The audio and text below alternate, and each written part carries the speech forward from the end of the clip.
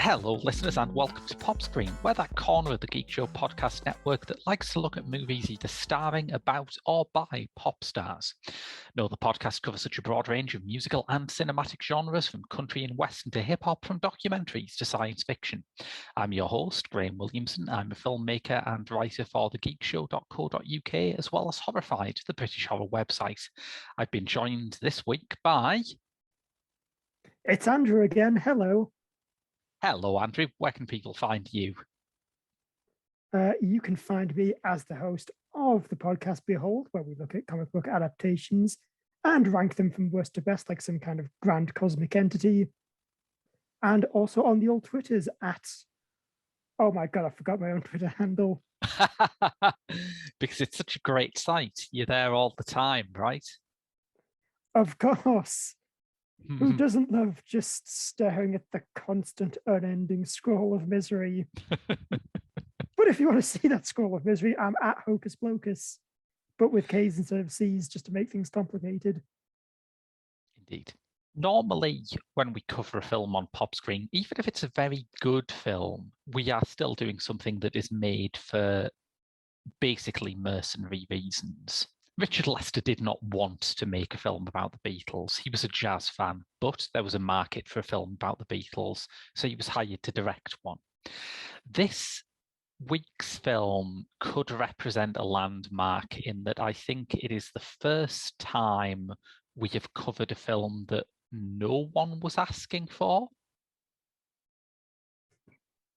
Very much so, yes. Because my memories of the early 2010s are patchy. My memory of 2019 is patchy because it's been like that for a few years, but I do not remember armies of people saying, you know what this world really needs? A version of Robocop that inexplicably stars South African hip-hop act Word. I mean, I suppose their fans wanted to see it, which, I mean, from a business perspective, they have to have fans, right? It would make touring quite difficult if they didn't. I think that there was a point, to be entirely fair, where it looked like the Antwoord were about to sort of blow up on an international scale, so long as they didn't sabotage everything, which they did. But it could have happened.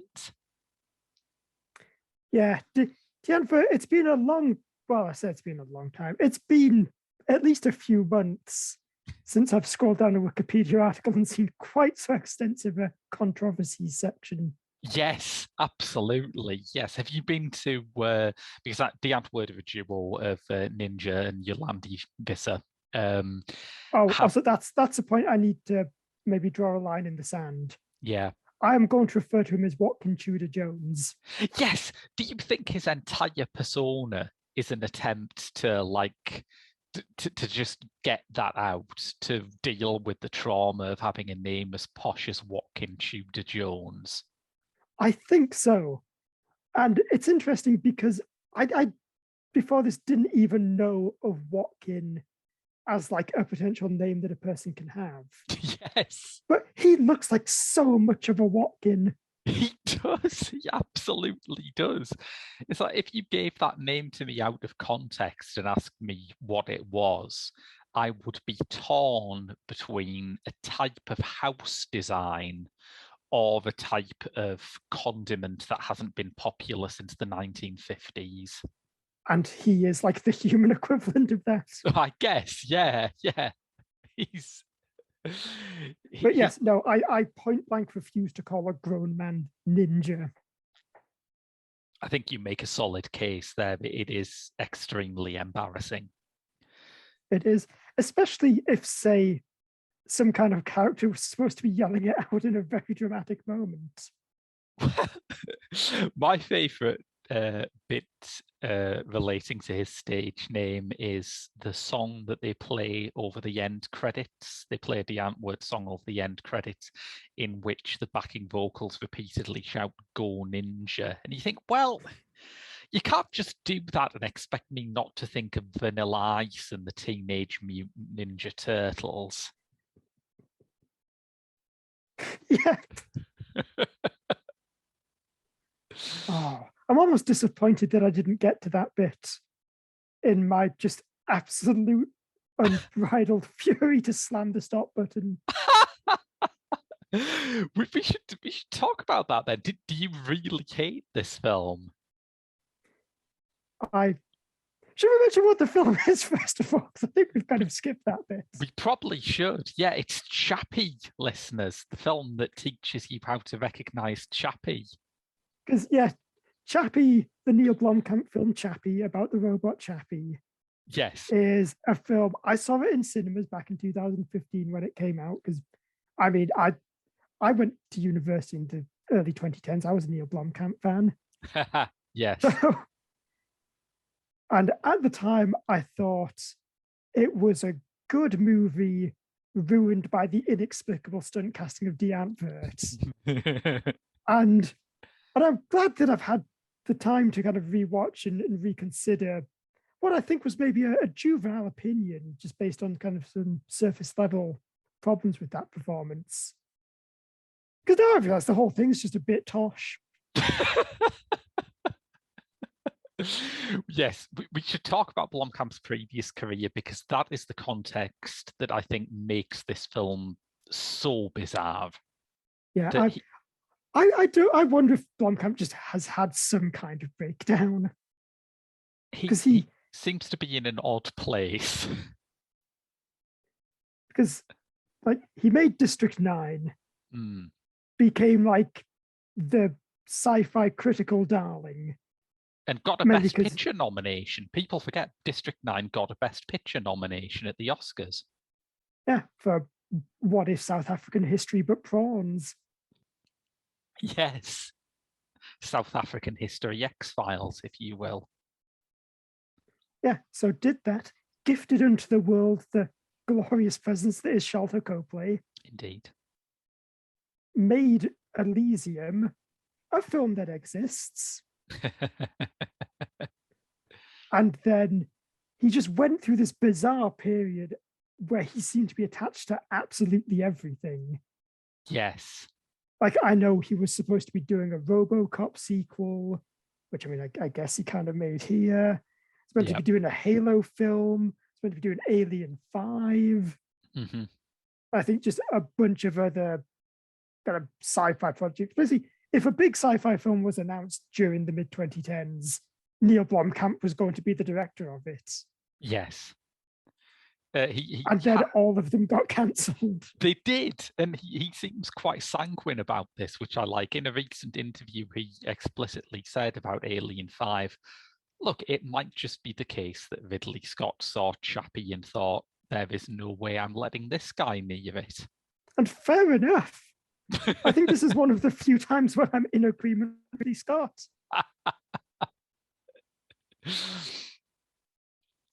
Yeah, you mentioned that this is effectively his Robocop sequel. It is Neva's Damn It Robocop. Yeah, and the main villain is literally just Ed 209. It is. And, you know, I am prepared to defend this film on plagiarism charges to a certain extent. You know, I do not think that Paul Verhoeven came up with the concept of using science fiction devices to examine a future fascist law enforcement regime. You know, they both have their roots in 2000 AD, but the Ed 209 lift is shameless, absolutely shameless. It really is. Also, I feel it would be unfair to accuse Chappie of ripping off Paul Verhoeven's examination of a futuristic fascist fascistic police force, since it doesn't really do that. Yes.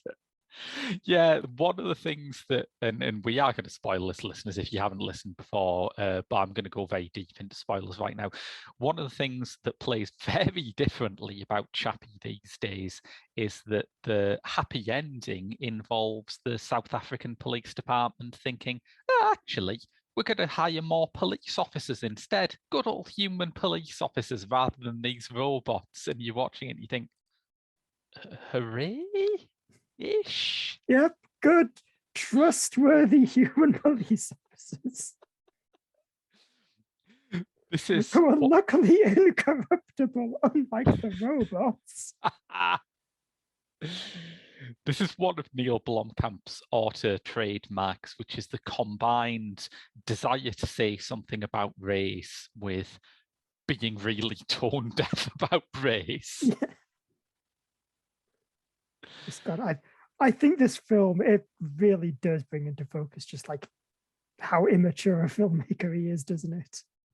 And some of it's kind of fun. I mean, I remember even when District 9 came out, there was the odd person who said, oh, I liked it when it was kind of an allegory, but at the end it just becomes about smashing things up and shooting people. And every time that objection was raised, I just thought, yeah, the ending of District 9 is great fun. Thank you for reminding me. But this is biting off more commentary candy than it can chew in its subtextual mouth. I mean, it makes some pretty profound points. Like, what if doing paintings is better than guns? Makes you think. This that links to my second favorite line of the film, which is when Dev Patel is leaving Chappie with the ant word, and he calls after him, "Nurture your creativity, Chappie." Yes, that's an actual line in the film. Yes. This has an incredibly stacked cast, all of whom were shuffled to the back in favour of the ant word for some reason. I know, that's what makes it so bad. Sigourney Weaver has like 2 scenes in this. She has 2 scenes, but does get to deliver my first favourite line of the film, which is, "I authorise the launch of the moose." Yes. Oscar for just getting through that, to be honest. I mean, this film does automatically become 100 times better every time you remember that the gigantic murder bot is called the Moose. I'm sure someone online has made an edit of this where, through the miracle of clumsy CGI, the moose is replaced with an actual moose that just goes on a killing spree at the end. And can fire rockets.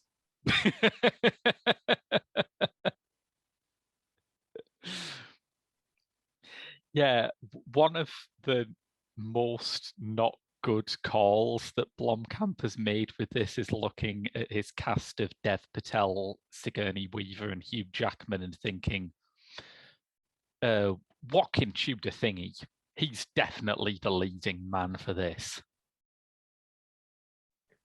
Yeah, I mean, he's got such range.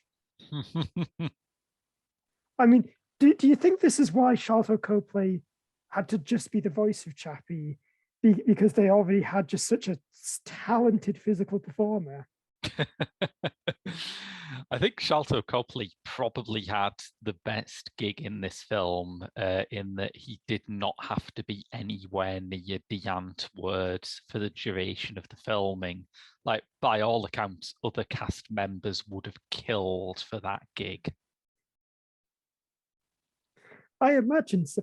Got the poor guy who has to play like the 3rd member of their gang. Oh, yeah, who's called America, right? Yes. Because he's Mexican, right? Yep. Yes. Yeah, he must have had no fun whatsoever. Apparently, the guy who plays the relationship isn't defined, but there's like a bigger gangster who the Ant-Word are kind of employed by. He has some Oh, relationship. yeah, with not Ulysses Claw. Yeah, not Ulysses Claw. That's the guy. Apparently, the guy playing him just wanted to kill Joaquin Tudor-Jones by the end of this shoot. Oh, wow. I mean, method acting. that's how he got into character, by making sure that the director casts an absolute wanker as the person you hate. God, I wish it was him who Chappie beat up at the end instead of Hugh Jackman. Should we talk about Hugh Jackman? Because when we agreed to do this episode, you were very excited to get stuck into Hugh Jackman's character. Look, I mean, to me, it's not so much Hugh Jackman's character, is it, as just his amazing mullet.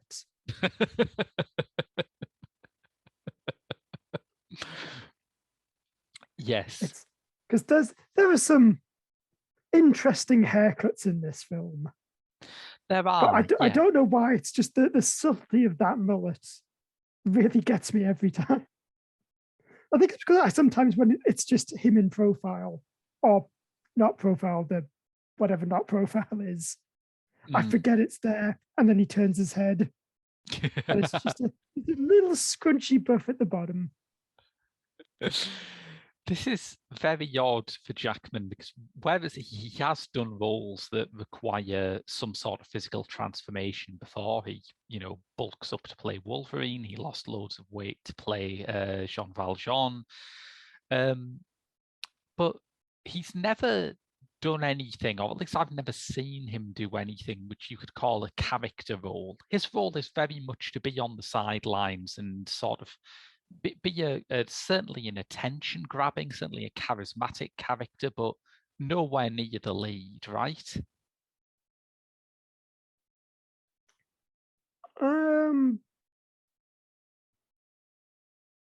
don't know. I think he's done a fair amount of like leading man type stuff.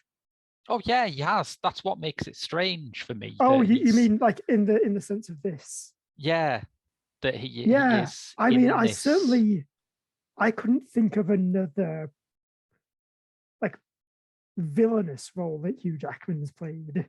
That's a good point. Yes, yeah. I suppose the nearest comparison you could make would be one of those X-Men movies like First Class, where they bring Wolverine in for a sort of gala appearance. But even that only works because you remember him being the leading man in something else. This is the kind of role that you would get someone like, I don't know, Michael Shannon, David Harbour to play normally. Yeah, it is a weird casting choice. But he's also very good. Like I was going to say he's one of the best. Basically, everyone who's not the Ant-Word is the best performance. Yes. Yeah, he is very good. I like Dev Patel's performance in this as well. Yeah, I think once you get past some of the dialogue he's saddled with, he does seem to have the worst of it, doesn't he? He does. Like when he, without a single trace of irony, calls the Ant-Word Philistines. Which, I mean, he's correct. It feels like the least of their offences. But yeah, and I mean, if this film had been about just him and Chappie, it would have been so much more interesting. Yeah, I think so. I like the idea that they're going with, where there's almost this kind of nature v nurture push that Chappie is a police robot who falls into the hands of these criminals, played by the Ant-Word, and they give him an extremely brutal kind of dog-eat-dog upbringing and teach him to become a gangster. And there's a question of, is his programming irretrievably broken because of this? I just think that would play better with literally anyone else other than the Ant-Word. Yeah, because I mean, I assume we're supposed to take them seriously as gangsters, right? Yeah, absolutely. Yeah. I mean, I remember when the Antwords were big and they were one of those artists you occasionally get where they're hipster touchstones, at least in the UK. And like a lot of bands who have that status, there's this question of are they serious? Are they ironic? We don't know. But in this, yeah, they are deadly serious. You are absolutely meant to believe in these two as extremely cool, badass criminals. Which they're just very much not. No, absolutely not. I mean, Yolandi, who isn't as bad as Watkins Trumpany Humpany, still looks far too much like a sort of albino Björk to really take Yeah, seriously. I was going to go Poundland Björk. Yes, that's good. That's better. Yeah. When you order Björk off wish.com. Yes, this is what you get instead.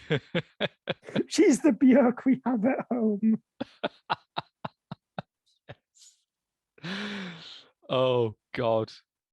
What if they had this mix up on the set of The Northman, though? That would be a crisis if they got the Antwoord in for Björk's appearance in the new Robert Eggers film. Jesus. Doesn't bear thinking about, really. I think it's all fun and games until we get the D'Anvert remake of Dancer in the Dark. But at least they would die for real at the end then. Oh my God, is that why I've not heard much from Björk recently? The ending of this is absolutely shamelessly begging for a sequel, isn't it? It really is. Well, I saw online apparently this was supposed to be like the first of a trilogy. Wowzers. Yeah. Okay. Can you imagine a world where Neill Blomkamp has like James Cameron level clout? In a strange way, I prefer that world to a world where James Cameron has James Cameron level clout. I think certainly if James Cameron had Neill Blomkamp level clout, he would be a much better director. Indeed. Yeah, I say that. I'm not really sure it is any worse to live in a world with like a looming Chappie 2 rather than a looming 100 of the Avatar films. I think I would be more excited for the Chappie cycle. Yes. But it's funny that you should mention Cameron. I haven't seen Blomkamp's most recent film, Demonic. It got an absolutely radioactive reaction. Like, I know Elysium and Chappie did not get great reactions, but they look they look like they had Parasite level acclaim compared to what people thought of Demonic. And I think without having seen it, I might have worked out why, because Demonic was all based around that volumetric capture technology that Cameron used on Avatar, which I don't understand at all, but I sort of get the gist of it. And what appeals to me about Blomkamp's aesthetic, and it really does appeal to me, I find his worlds very easy to sink into, even when they're as mad as this, is that it's very chunky, isn't it? It's very physical. It's all stuff that's there. Yeah, look, as much as I like to make fun of this film, I think you can't deny that from like a design standpoint, Neill Blomkamp is absolutely incredible. Absolutely. Like I think it's even things like just the little motions that Chappie does, like when he's walking through the street and kind of like does a little hopping turn around because he hears things. Yes. As just it looks like a real thing. Yeah, absolutely. And this was made for 49 million, which, it's not a budget I'd turn my nose up at, but by the standards of a big, wide release science fiction movie is jack shit, really, isn't it? Yeah, it's like the equivalent of pennies in that world. Yeah. So, yeah, I do love that his movies take place in a sort of 2000 AD kind of chunky, broken down retro future. And I don't think doing stuff with performance capture is the best sort of way to bring that out of him, because it's like the problem I always have with Avatar is that volumetric capture gives you a world that is limited only by your imagination. And the problem with Avatar is that it's James Cameron's imagination. Likewise, I suspect the problem with Demonic is that it's, saying we've cleared all of that excellent design and aesthetic away from the film, and all you're left with is pure Neill Blomkamp storytelling. Which you just think, oh shit, no, get it away from me. Yes, this is the wrong way round. Yes. I would love to see Neill Blomkamp as like a designer or a man who makes all the CGI that probably has a fancy title. Mm. But just get someone else in to do like the story and characters. Yeah, I still think I would watch something he directed if it was the right project, but I think I'm happy for him to be a screenwriter, but he should not be the screenwriter. Yeah, if we lived in a world where him and Alex Garland teamed up to do a Dread sequel, that would make me very happy indeed. Absolutely, yes. Because, I've mentioned it before, but 2000 AD's influence is all over this, I think. Yeah, it is that same, like you say, chunky, very beaten up aesthetic. Mm. And people dying in ludicrously horrible fashion. Although not as much of that as I remembered. I remember District 9 is a very gory film, and I remember in interviews around the time he said he wished he'd pushed the violence further. But there's only really that bit towards the end with the moose that is particularly splattery, I think. Yeah. And I said that even now think about it, it's really only America who gets like the violent death. Yeah. Everyone else just gets exploded or they get shot. And in Yolandi's case, gets like a particularly uncomfortable gallstone, it looks like. Yes. Possibly stubs her toe. I mean, that is certainly a woman in some mild discomfort. Yeah, it looks agonizing. And that's just the experience of watching it. But yeah, it's interesting. Do you think the writing was already kind of on the wall for Blomkamp, because he'd had this big swing at mainstream success with Elysium, which is American, $100 million budget, Matt Damon in the lead. Even though we've said that this film is very star-studded, Matt Damon in Elysium is the nearest thing he's done to a conventional movie star performance, I think. Yeah, it does also help that he looks like the protagonist of every single video game ever in that film. He really does, doesn't he? Yes. Yeah, it's kind of, I don't mind Elysium. It's another fine example of Neill Blomkamp's power suit fetish. Yeah, again, Elysium is a film that looks incredible and has at least an inoffensive story, I find. Yeah, I would agree with that.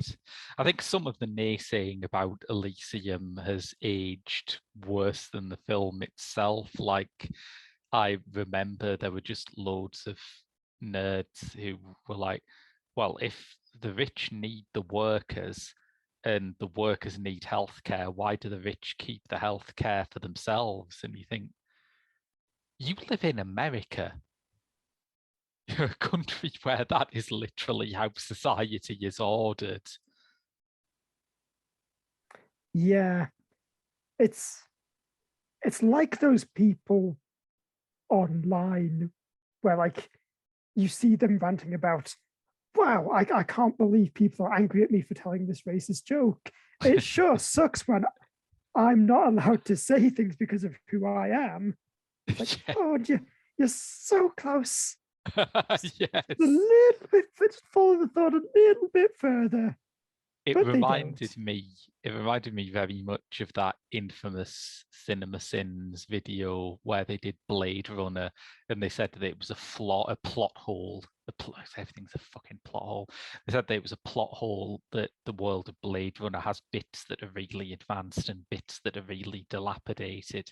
And people tended to respond to that by saying, yes, well, that's what cyberpunk is. But I don't think that's a very persuasive argument. I think the persuasive argument is that, have you never been outdoors? Have you never seen the world you live in? yeah, I mean, even in this country, look at London. Yeah. And then look at most of Yorkshire. Absolutely. Everywhere where there is great wealth, there is great poverty. The divide is so weird at the moment. Yeah. Yeah. But wow, I can't believe Cinema Sins got that one thing and only that one thing wrong. Oh yeah, obviously, other than that, they're great. I go to them all the time for my second-hand opinions. Yeah, that's it. Because I was going to say it's a problem to talk about Chappie because it's just so intrinsically shallow. But shall instead we just run through and point out all the things we noticed in these films and you pretend that that's criticism? Yeah. Should we point out every single point where a character does something that turns out to be a mistake and pretend that it's a writing error? Yes, let's do that. I've always said I would love to get one of these fuckers to watch a classic film noir and just have them sit for the whole thing going, well, if he knows the dame is trouble, why does he go back to her? Bit of a plot hole there, I'd say. Yeah, what's this? He's taking part in a dirty system even though he knows it's rigged. Ding. Oh god, that's tied it back into the wider political thing, hasn't it? Because CinemaSins are literally that guy from the is it a Matt Bors cartoon where the medieval peasants, like hollow-eyed, slung with a barrel of branches stuck on his back, going, "We should improve society somewhat." And this guy pops up out of a well and goes, "And yet you live in society. Yeah. How curious!" God, it really is. Also, going back to that earlier point about characters making mistakes. Yeah. Despite making fun of Cinema Sins, I do feel like there are a few points in this that did stretch my credulity a bit. Yes, yeah. It's like, I feel like you could almost make it a point about Sigourney Weaver's character not realizing the implications of like a fully functional AI and just being like, you've made a robot that writes poetry. That's no use. Yes. As like a damning indictment of corporate overlords having no idea about the product they make. But again, I feel like that's something that you kind of need a more mature script, shall we say. Or the more consistently immature script. I feel like that would work very well in a script that like committed to being an anti-corporate, anti-establishment satire. But the film has very little read on who Weaver's character is meant to be. What kind of boss is she? She's just a sort of an off-the-peg authority figure of the kind that Sigourney Weaver seemed to get stuck playing rather a lot of around this time. Yeah. Well, I think like the entirety of Tetraval, she exists because Dev Patel needs to work there so that he can make a robot. And nothing else about that business is at all thought out. No. Because do they just not have security guards? They don't seem to. No security guards. And if Jackman's behaviour is anything to go by, very little in the way of a coherent HR policy. Yeah. The man carries a gun in an office. Yes. In an office for like a company that supply the police, where you'd think that security and sticking to the law would be something you'd want to impress upon your employees. Indeed. Oh, that does remind me, though, of probably what my favorite line is. Oh, It's the bit where Hugh Jackman's unveiling the moose, and one of the the police chief says, "No, that's overkill." It's like, oh, Neill. Thinking the police wouldn't be interested in like a 10-foot tall walking tank strapped full of rocket launchers. God, absolutely, yeah. And that's one of the things I remember around this time. I was doing Cinema Eclectica when this was out, so I have like a perfect recall of all of the forgotten genre movies of the mid to late 2010s. But there's a bit in John Hillcoat's 999, right? Where, yeah, I'm as surprised as anyone else to be talking about in 2022, but here we are, where there's a police raid on this like poor black neighborhood, and they bring in a police vehicle that looks like a fucking tank. It is enormous, and that's not exaggerated. That's a real police vehicle. I think there are a lot of things in Chappie that are aiming for satire, and I am warmly disposed towards them. But like the ending with all the police officers being rehired, Blomkamp is just not cynical enough. Some of this is nowhere near as stupid as actual policing around the world currently is. Yeah, police who use like actual armored tank vehicles. I mean, by this time, I remember after the 2011 riots, David Cameron, remember him, by the way? He was a thing back around this time as well. Oh, yeah, God, so talking about forgotten hits of the 2010s. Yes, David Cameron, the Neill Blomkamp of politicians, made a big show about bringing in the head of the LAPD in to give a talk to the Met about how to tackle the gang problem. And you think the only way in which this would make sense is if he starts off by saying, right, here's what you don't fucking do. Because there cannot be a police force in the world that is demonstrably worse at tackling a gang problem than the LAPD. They fucked it up at every turn for decades. Yeah, but that's why LA is now a safe haven. Completely, yeah. Famous the world over for its safe streets and lack of drug problems.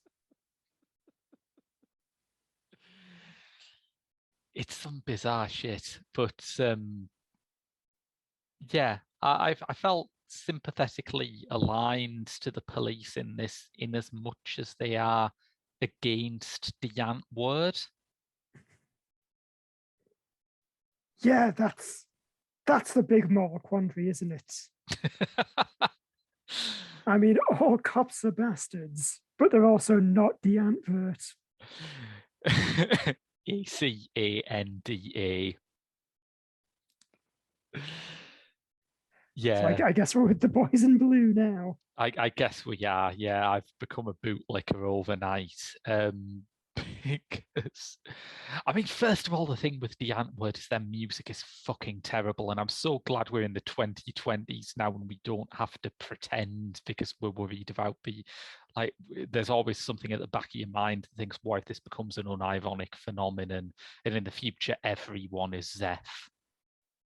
Because they are Zeph, aren't they? They are so Zeph. They are indeed. They are whatever Zeph is, which I think is. I mean, I've had a Conjulandy Visser. It's like you're poor but fancy. Which, thanks Yolandi, that clears it up. Yes. They had a bit of time where they seemed to be breaking through. They were going to go on tour with Lady Gaga, and then they pissed her off by, I don't know, existing probably. To which Gaga, who regular listeners will know I am no fan of, then tweeted back, "I think you freaky, but you don't have a hit," which is, credit where credit's due, a great burn. It is, and she's not wrong. He's not wrong. It is absolutely mad looking back and thinking that we were thinking, oh, are they going to hit big? I mean, they're a South African white rap band and they've made a short film with Harmony Korine. Mega stardom surely beckons. Does it? Does it really beckon? I mean, all I can say is thank God Neill Blomkamp is powerful as he thought he was. Because I'm sure that must be part of it, is that he looked at this and thought, well, at one time I made a film and I just cast my mate Sharlto in it, and now he's a massive Hollywood star. So I'm sure I can just do the same thing with this band I like. Yes, that probably is it, isn't it? And, you know, looking at District 9, you would think that Blomkamp had a bit of a touch with non-actors, because Copley was Copley an effects guy? Was that his job before? I think so. Was he like DP or something like that? He had some sort of technical behind the camera role. He was not an actor before he did District 9, and he is flat out great in that film, I think. Yeah, he is genuinely incredible. And he's good in Free Fire, the Ben Wheatley film, and I like his performance in Elysium. I think he's one of the best things in Elysium. And he's in the A-Team. And he's in the A-Team, yes. Where he's Which I only want to mention because I heard the best description for that film the other day. Oh. It's the kind of film that you expect to be a made-up film in the background of another film.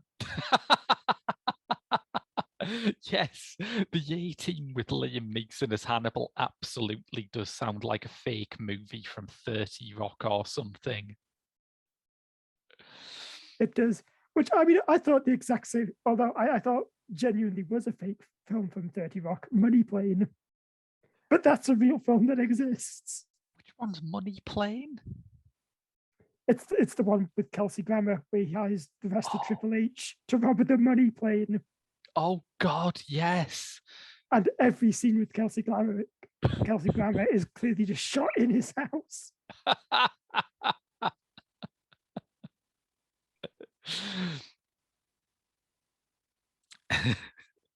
There's something delightful about stars when they hit that level of just not giving a shit, isn't it? Like the late period Steven Seagal movies where he has to have a stunt double to if he needs to walk across the room without losing his breath. I mean, even if they are just trying to chase the long shadow of Marlon Brando. Yeah, rest in peace to a real one who did it first, did it best, did it while threatening to put his hand up Frank Oz's ass and use him as a muppet. What a guy. Yeah. Bad man. But I'm still glad he existed. Unlike the Antwoord. Unlike the Antwoord, yes, we should probably sort of bring this back round at some point, but they were apparently terrors on set. Watkins Hedgley Bedgley was going around like sexually harassing female members of the crew. They gave Dev Patel a pot brownie without telling him there was drugs in it. And the thing that I find most astonishing from all of these accounts of them being nightmares on set is the revelation that apparently as a result Blomkamp cut their appearance in the film down. My God. How much the Antwoord was going to be in this thing originally? I don't, because they are already practically the main characters of this film. Yes, absolutely. They're certainly the main human characters, I would say. Yeah, which is ridiculous. Like, Dev Patel gets absolutely nothing. He does. And this was, I mean, this was slightly before his recent career bounce. He was in Slumdog Millionaire. I was going to say, this is still post Slumdog, so he was like pretty hot shit. Yeah, absolutely. Yeah, he wasn't quite at the level he is now when he is legitimately, I think, the greatest leading man in modern British cinema. He's just incredible in stuff like David Copperfield and The Green Knight. But, God, you I know, wish you he think had a big axe in this. he had a big axe in this, and you think, No, I wish he had a big axe in this. oh, sorry, yeah, I just thought that was lost among the chaos in my mind. Yeah, I also wish he had a big axe in this. But Blomkamp clearly saw something in him, right? Because I don't think anyone else would have given him this role at that point. He was still having to make do with shit like M. Night Shyamalan's The Last Airbender. Oh, God. Yeah, remember that? I wish I didn't. But yeah, and clearly, because I mean, the end of the film, like, he is kind of the emotional crux of that. Like, it's about him coming back as a robot. Yes, yeah. But it's like that scene is when the film's like, oh wait, oh no, God, oh, this guy was the main character the whole time. Oh, I've beansed this. Do you think that maybe the original plan was to end it with that tremendously anticlimactic bit where Yolandi is rebuilt as a robot? Do you think that was meant to be the culmination of it all? Maybe, yeah, if it was maybe more of like an actual scene than just a threat of a sequel. Yeah. Do you know the weirdest thing about this film? Because like you, I'd watched it before. I went out to watch it at the cinema and I came back and thought, that is a good film. I wish it didn't have the ant word in. But the weirdest thing is that I watched it again for this show and I thought the same thing. I don't know if I have Neill Blomkamp Stockholm syndrome, but God help me, I think I kind of like Chappie. I would like to like Chappie.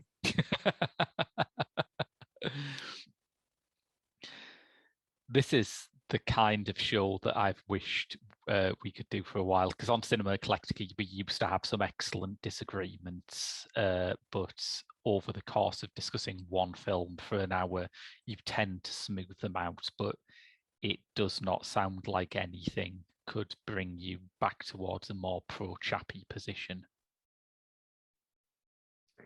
It isn't, because I feel like the problem with the film is that I think we probably both like similar bits. Yeah. But the fact that I like those bits just infuriates me because it gives me that little hint of this is what the film could have been. Yes. And I just find as I become older and more bitter, I can no longer forgive that. Yeah, maybe. I think maybe one of the things that's sort of that's keeping my affection at a level is that this is a pretty weird outlier to be a mainstream Hollywood film in 2015, but it's a completely, you could not imagine this thing existing today. Everything is so focus grouped, everything is so tied into franchises that I cannot imagine a major studio releasing something as tonally weird as this. Yeah, I mean, certainly on paper, I love the idea that a director was just able to be like, yeah, I'm going to make my like political commentary robot sci-fi feature, and also I'm just going to cast my favorite rap group in it. Yeah, yeah. And that's going to be the big summer hit. Oh yeah, I'd love it if that happened more often, not least because it would make it really easy to do more episodes of this podcast. That's very true. And But that's what yes, cinema should do, in my opinion. except I think having watched this, directors having control is a bad thing, actually, and all movies should just be heavily controlled by the studio. I want to end it there. I want that to be our point in summary. Artistic freedom was a mistake, says Pop Screen. Well, it was fun having this my final episode of the show. Yes, but I am duty bound to ask if you have any final thoughts on Chappie. before we close the book on it and become possibly the last people to discuss Chappie ever. I think that there's a chance that could happen this week. Okay, well, just to bounce the books a little bit, I like his wiggly ears. They are very cute, aren't they? Chappie's body language in general is wonderful, I think.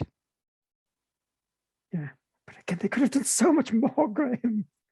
They could. They had that nugget of greatness and they just de-antverted all over it. It's Afrikaans for the answer, apparently. Raising To the issue. question, how do you make anything objectively 100 times worse? Yes, yeah. The right question is not being asked. I think we can say that for definite. Oh dear. Well, stop ninja, stop. We have reached the end of this week's Pop Screen. If you'd like to check out more episodes, you can donate to our Patreon at www.patreon.com/The Geek Show, where you'll get an exclusive monthly bonus episode of this show, as well as my, I would say, involved Doctor Who reviews. And if you like the show, also just give us a 5-star rating, share us online, do all the traditional things that help podcasts grow. But until next week, when we'll be back with more Pop Screen, I've been Graham. And I've been Andrew. And we'll see you next week.